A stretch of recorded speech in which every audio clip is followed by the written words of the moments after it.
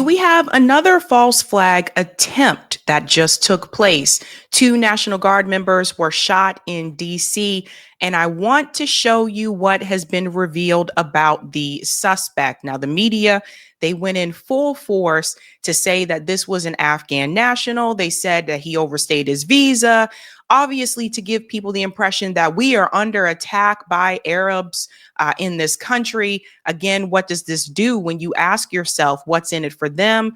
Obviously, it's to get you to fear Arab people in this country. It is to get you to believe that we are under attack by Arabs in this country. And if you believe that, then their goal is to obviously channel that fear into support for Israel. And I've been warning people that this is the next method that they were going to try to take because the support for Israel in this country is at an all-time low on both sides, Democrats and Republicans. So let's go ahead and get into what was reported on Wednesday. And I'm going to get into a little bit more about who this suspect actually is. From my perspective, from what I've seen, it is very obvious to me that this is indeed a false flag. They're not giving up, folks. Let's go ahead and get into that breaking news that came through on Wednesday. We are coming on the air with breaking news now. The Homeland Security Secretary Kristi Noem says 2 members of the National Guard have been shot here in Washington. The details are still coming in, but this is developing as we speak. The D.C. Police Department calling this incident critical, but saying that the scene is secure. 1 suspect apparently has been taken into custody. I want to bring in our NBC News reporter Gary Grumbach, who's joining us now live here in Washington. And Gary, again, being transparent, there's still a lot we don't know other than obviously the shooting of 2 members of the military just moments ago here in D.C. Yeah, we do know the DHA Secretary Kristi Noem is saying 2 members of the National Guard were shot. This is happening in downtown Washington, D.C., just about 3 blocks north of the White House in the 17th and I area. If you're familiar with Washington, D.C., it's right near Farragut Square, a metro stop. This is a multi-agency response, as you can imagine, when something like this happens in the nation's capital. You have Metropolitan Police, you've got Secret Service, the Department of Homeland Security on site. And this is a commercial area. It's full of businesses and shops. And it is somewhere that is not a lot of residential areas, but certainly a place where a lot of people would be, especially on this Thanksgiving week as we get into the holiday. Now, the National Guard has been here in the nation's capital for months. We're talking about more than 2,200 members of the National Guard that is on duty in Washington, D.C. from 7 states and the District of Columbia. There are constant presence around metro stations around the city. There are constant presence around the national parks in the area, federal land in the area. What we do know now from the situation is that we know a medical helicopter had landed on the National Mall and flew to Washington MedStar Hospital Center. That would certainly indicate that there were some serious injuries involved with the members of the military who were injured in this shooting. They were then taken to the National Mall at the Ellipse area that's just south of the White House and then flown by helicopter over to MedStar Hospital in Northeast Washington, D.C. Now, the National Guard here has been on the ground in D.C. for weeks and months, and they're here to make D.C. safer. They're here and stationed across the city to provide a deterrence from the crime that the administration has said has been happening nonstop here in the city. And we have, when you look at crime numbers, actually seen a decrease because of their deterrence. But of course, an incident like this putting everybody on edge, Hallie.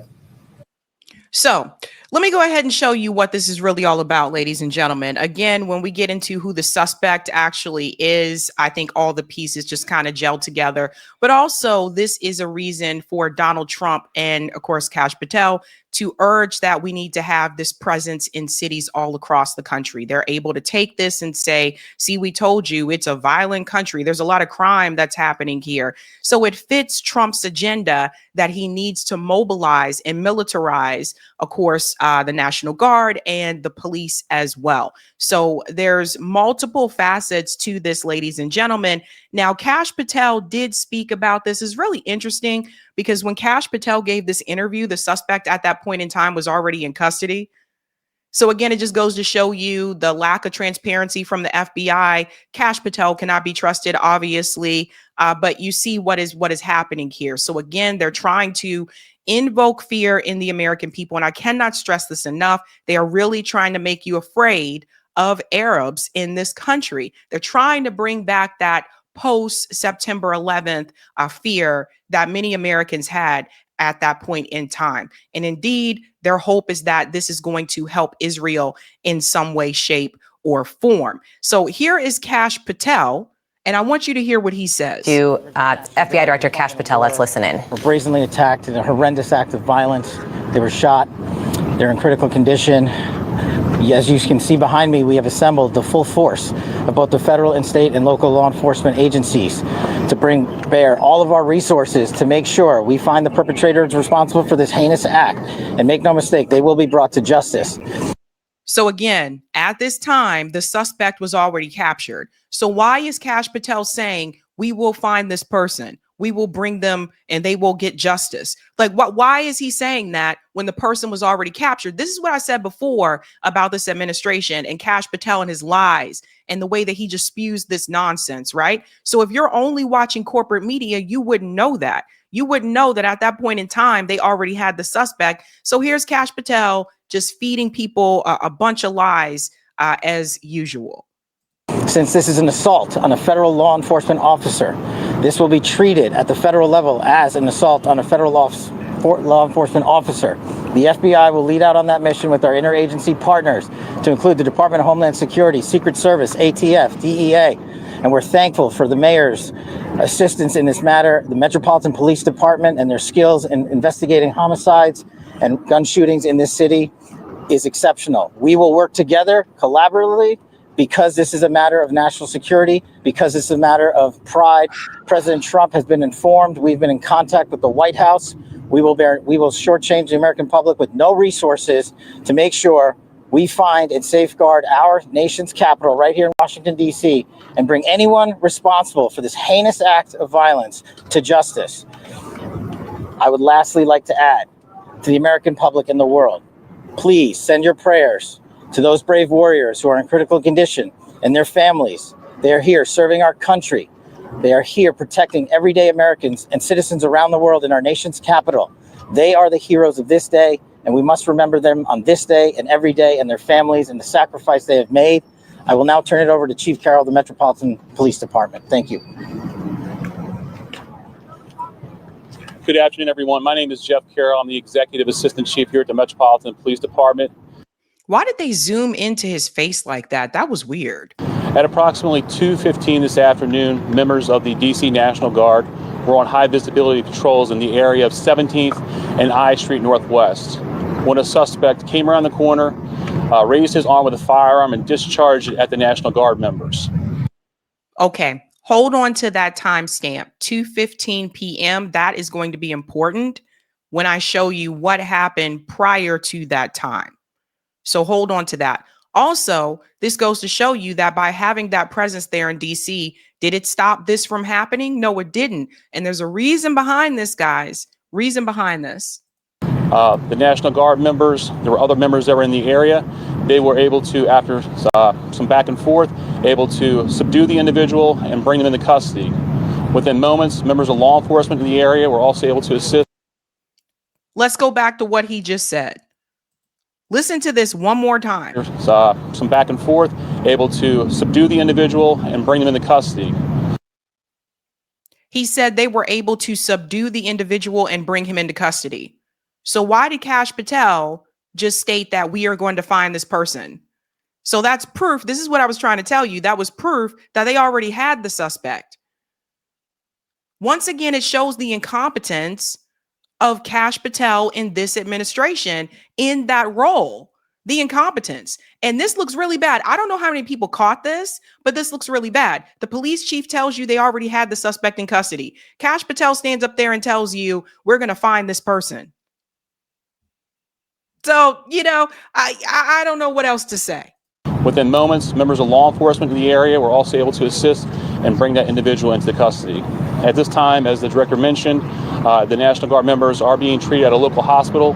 DC Fire and EMS responded to the scene to provide first aid for those individuals and transport them to a local hospital. The suspect in this case was also transported for treatment at a local hospital. Madam Mayor. Thank you. And it has now been reported that those officers are in critical condition. I'm Muriel Bowser. I'm the mayor of Washington, D.C., and I, too, want to send my thoughts and prayers to the families of the guardsmen and to the guardsmen who are in critical condition in a local hospital. I am joined by members and leadership from the D.C. National Guard, from the West Virginia National Guard, United States Secret Service, Deputy Mayor Pia, Fire Chief Donnelly, and Metro's General Manager Randy Clark. And we join with the FBI Director in ensuring that MPD investigates, the U.S. Attorney prosecutes this case to the fullest extent of the law. I've had the opportunity to brief U.S. Attorney General Pam Bondi, who was speaking to the president when I called, as well as the United States Attorney Pirro, who assured me that this case will have her office's complete attention. Mayor, was there any other suspect? Chief. Sure. So no, at this time, there was no indication that there was any other suspect. The one suspect that was involved in this incident, they were shot during the interaction, and they were transported to the hospital for treatment. Mayor. So no other suspect, yet Kash Patel told you that they are going to find this person. So let me break this down for you folks. I want to show you the crazy part about all of this and why I say it's a false flag. First and foremost, the way that this was reported, in particular, not just by corporate media, but also by the social media journals or whatever you want to call them. Eric Daughtry and Nick Sorter or whatever, we're going to show you something, because I'm going to show you how this was a coordinated effort when they reported this. Gen X girl, shout out to her. Want to see how some coordinated narrative to rage bait? Check how quickly the narrative changed from all leftists are at fault to all Muslims. Who writes their posts? This is important for people to see. I want to show you this here. Let me go ahead and mute it because it has music. But here you see a post here from Eric Daughtry, who again is pro-Trump. I guess we call him social media journo. He defends Trump at any cost. It doesn't matter what it is. And they all have the same language. So people need to pay attention to this. Breaking, it's confirmed this was a targeted attack on National Guardsmen in DC at 2:15 p.m. Again, hold on to that time. Right here, it says leftist rhetoric. Leftist rhetoric. National Guardsmen subdued the shooter after a back and forth. Medical aid immediately rendered, and the two victims are now at the hospital. Then afterwards, it went from breaking two hours later, 2 hour difference. The Afghan national who shot the National Guardsman in DC shouted Allah Akbar per Julio Rosas. Islam is a huge threat. So see how it went from leftist rhetoric to Islam is a huge threat. And let's get to the Allah Akbar thing, right? How convenient that they say that he shouted that. What does that remind you of? That reminds me of the similar attack that happened in DC a couple of months ago. We reported on it. It was a pro-Palestinian protester who they said at one point was connected to the Party for Socialism and Liberation. And he shot two people in DC that were pro-Israel. Remember then they said he screamed free, free Palestine, right? And I told you guys then, yeah, this seems fishy, seems like a false flag. So just pay attention to some of these patterns that we continue to see. Now that's from Eric Daughtry. Watch this. So Gen X girl, she is showing you how they have coordinated messaging. 4 hours, 2 hours, leftist to Islam. And now we're going to Nick Sorter, who also was in that same camp with Eric. Elon Musk heavily, these accounts, these right-wing social media journal accounts are heavily elevated on X. And he does the same thing that Eric did. The suspect walked up to one guardsman, shot him, and another guardsman ducked in cover. He was shot too. Democrat rhetoric did this. Fast forward to afterwards. This is why we need mass deportations. He shouted Allah Akbar. We have millions of people here who want us dead. Show no mercy. So see how it switched from it's the Democrats' fault to it's Islam and it's Muslim. Why do they all have the same talking points? So you see how this is all coordinated. Let's go to the next one. Again, and shout out to Gen X Girl for capturing this. There are certain accounts. Here's another one. Andy, when it was first reported, the shooting occurred in the context of Democrats and leftists saying that the National Guard troops are following illegal orders to be Trump's Gestapo.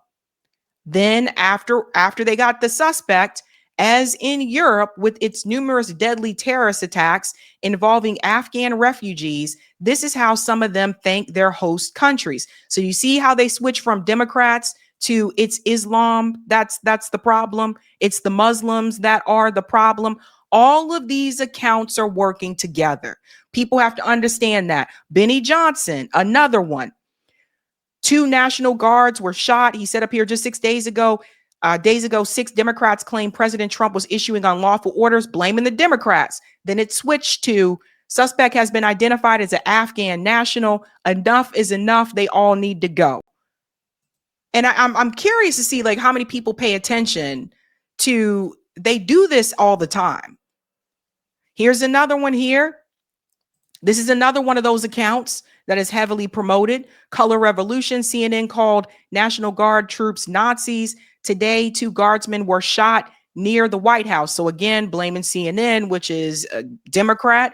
Then it flips over later. Muslims in America backed by CARE and the Muslim Brotherhood are planning events in Florida and Texas to assert Islamic dominance. So see this? So you guys get the point, right?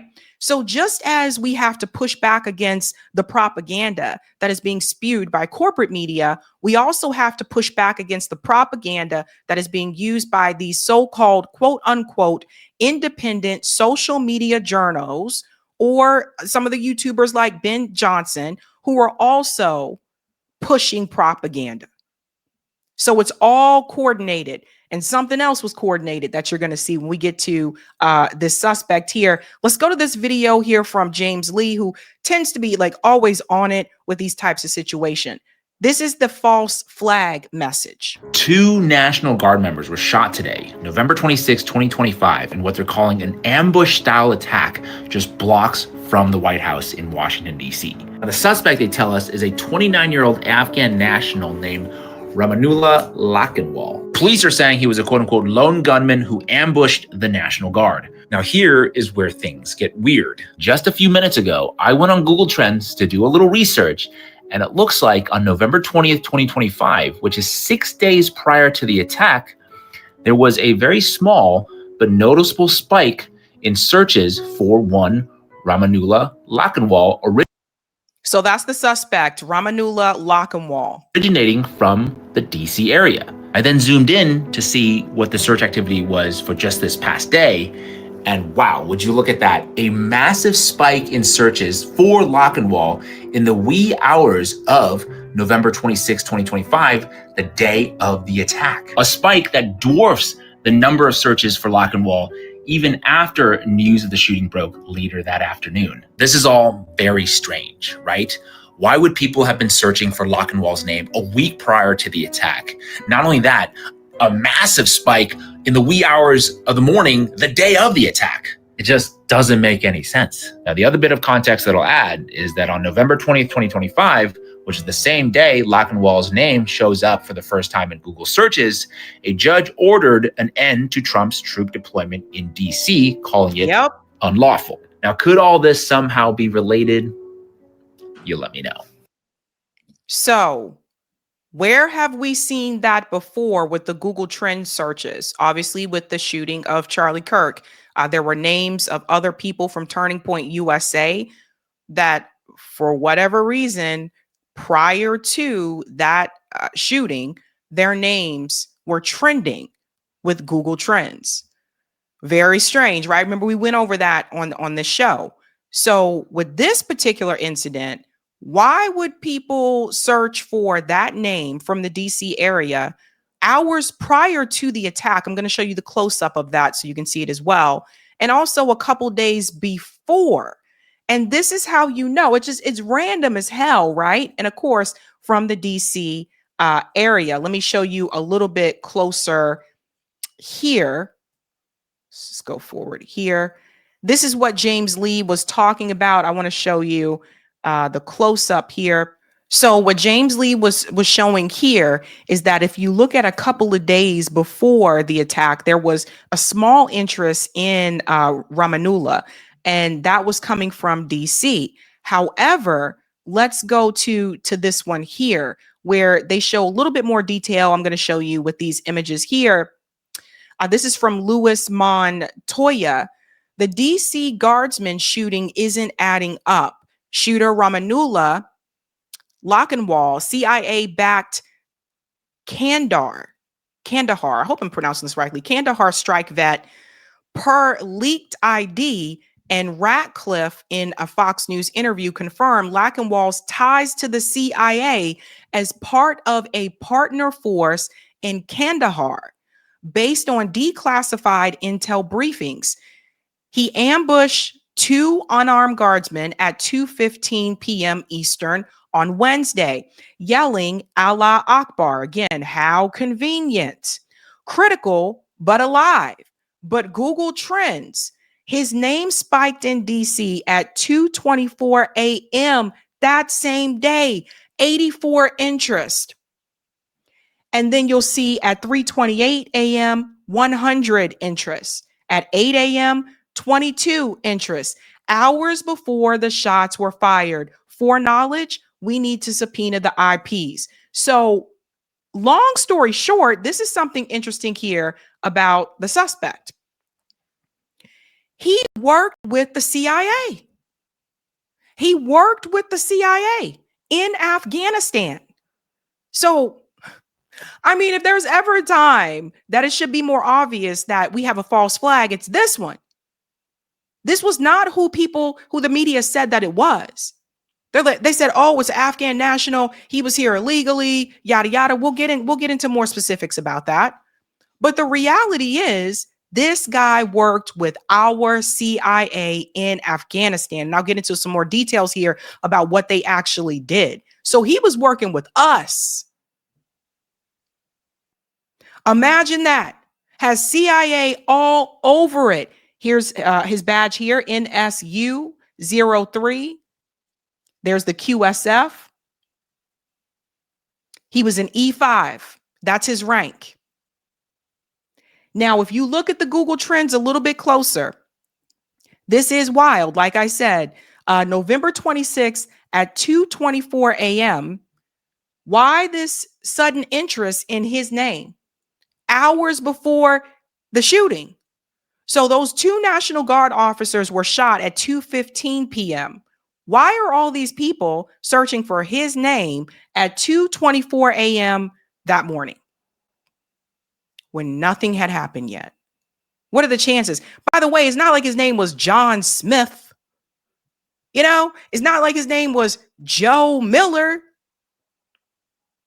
So what are the chances that you're searching for Ramanullah Lockenwall hours before the shooting? Here's another one here. November 26th, 3:28 a.m. Again, that interest starts to increase even more. Surprise, surprise. Also here, this is the one at 8 a.m. for the same day. Why would they be looking for this? And then, of course, they say he yelled Allah Akbar. What are the chances that all of this is a coincidence? I'd say 0. And now people are trying to look around and they're wondering, okay, how do we explain this? This is a guy who worked with our CIA. Because the narrative that corporate media pushed out in the beginning, it already fell apart, and it fell apart very quickly. Very quickly. Here's another one here I want to share from Abal. Insane. The DC shooter story is crazy than previously thought. He was directly CIA led. He was not just a collaborator. He was part of a CIA led task force that massacred civilians and medical workers. No wonder he felt he had to flee Afghanistan with the U.S. terrorists. He helped in killing his own people. So again, this guy was working with us to kill his own people. Let's look at this here. Highlighted right here. There are 5 militias that Human Rights said, this is from Human Rights Watch at that point in time, come under only nominal control of the Afghan Intelligence Agency, the NDS, and do not fall under ordinary chain of command within the NDS, nor under normal Afghan or U.S. military chains of command. Rather, they are recruited, trained, equipped, and overseen by the CIA. Here's another one. The Kandahar Strike Force, the KSF, operates in Afghanistan's southern region, in Kandahar, Helmand, and Uruzgan. I'm so sorry, you guys. Out of the former compound of the late Taliban leader, Mullah Omar, commonly referred to as Mullah Omar's house, and by U.S. forces as Camp Gecko, the late brother of former President Hamid Karzai, Ahmad Wali Karzai, reportedly oversaw KSF operations until his assassination in 2011. So this operation, KSF, this is what they did.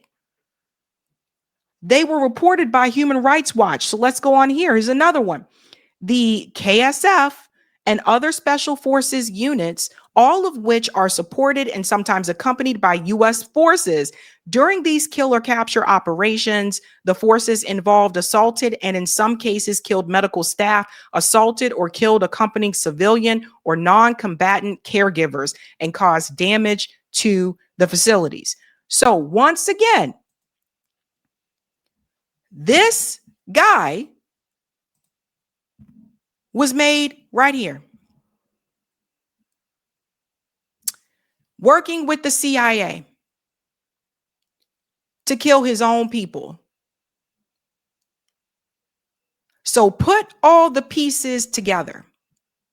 And there's no telling what happened to these soldiers after this. There's no telling what the CIA could have did to them after the fact.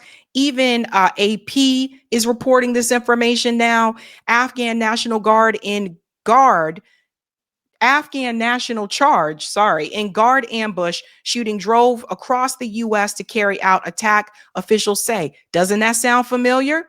Isn't that the same thing that was said about the pro-Palestinian protester who allegedly killed the 2 people in D.C. a couple of months ago? Didn't they say he drove across country? Come on, people, put the pieces together. Look at what they say here. The suspect had worked in a special CIA-backed Afghan army unit before immigrating from Afghanistan. Now that's coming from the cousin, but I just showed you the badge that he had.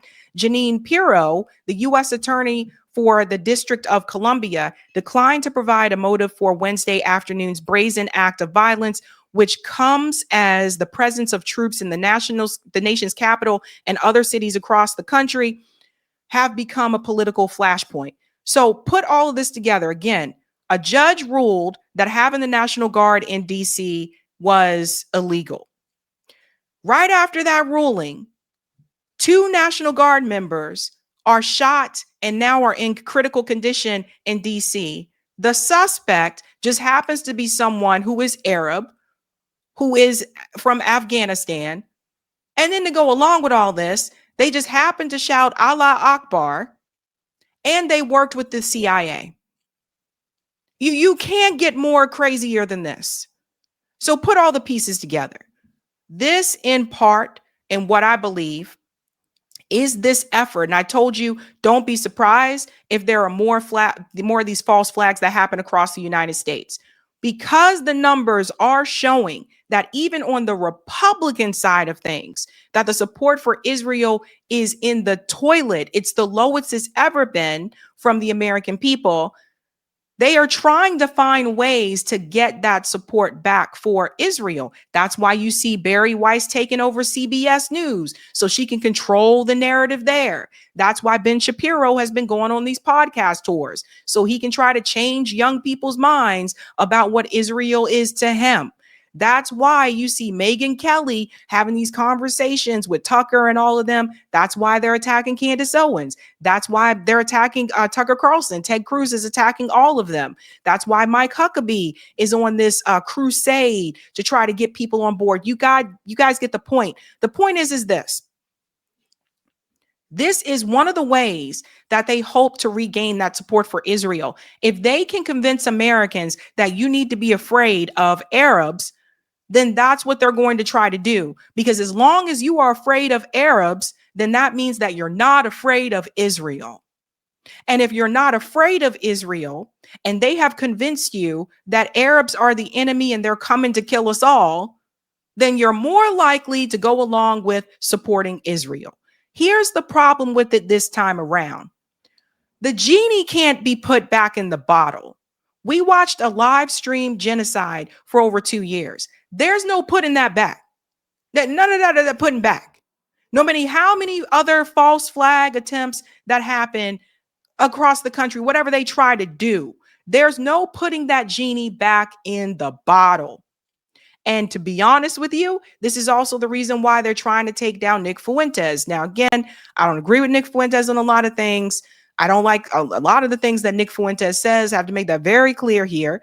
But the reality is they're not going after Nick Fuentes because of, they said, he says some racist things. That's not why they're going after him. There are a lot of people in positions higher than Nick Fuentes who say racist things in this country. That's not what this is about. They're trying to shut him down because he has been able to manage to capture a segment of those who were conservative and bring them over to his side, which is, no, we are not supporting Israel.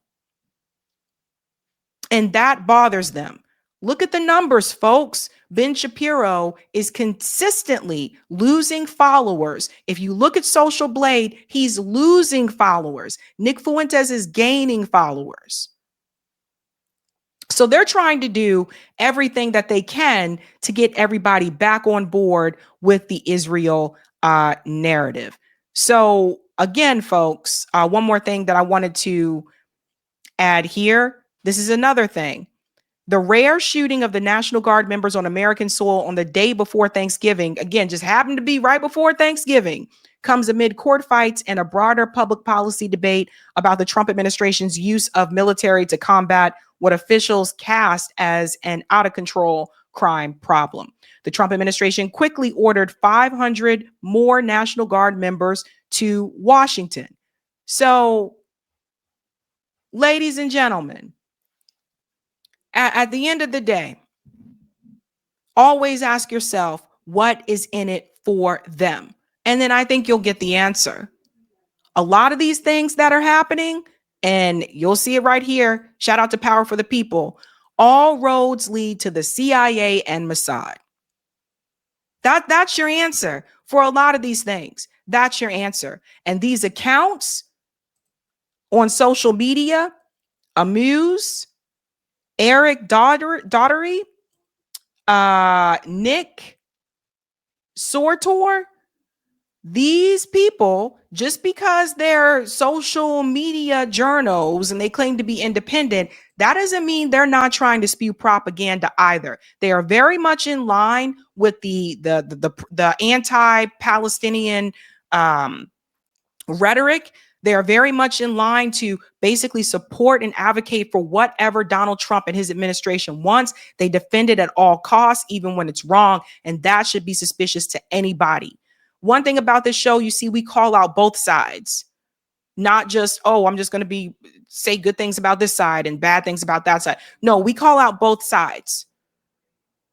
Pay close attention to what is happening, ladies and gentlemen. But in my opinion, based on what I have seen, I have no other reason to believe other than the fact that this ideally is a false flag. I can't think of anything else. Really can't think of anything else. And it's just hilarious to me how the media had to go and backtrack with the message that they put out in the beginning once it was revealed that this guy worked with the CIA. So what's the real problem, folks? The real problem is the CIA is corrupt. The CIA is dangerous. You should be afraid of the CIA. You shouldn't be afraid of Arab people. You know what I'm saying? Like, you should have a problem with the CIA. You should have a problem with the FBI. You shouldn't have a problem with Arab people. But what they are going to do is to try to turn you against another group of people so that you're not paying attention to the fact that the deep state is a problem. Billionaires are a problem. Corporations are a problem. And as long as they can convince you that it's another person, another group of people, then they got you. Hey guys, this was a Sabby clip. If you like what you saw, hit that like button and subscribe.